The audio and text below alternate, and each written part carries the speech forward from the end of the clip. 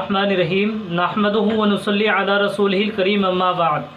मुअज़्ज़ज़ सामीन किराम, उम्मीद है कि आप सब खैर व आफियत से होंगे।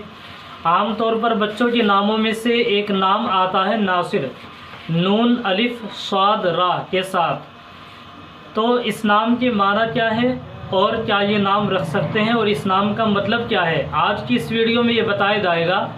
तो वीडियो सुनने से पहले आप सबसे गुजारिश है कि आप चैनल को सब्सक्राइब करें।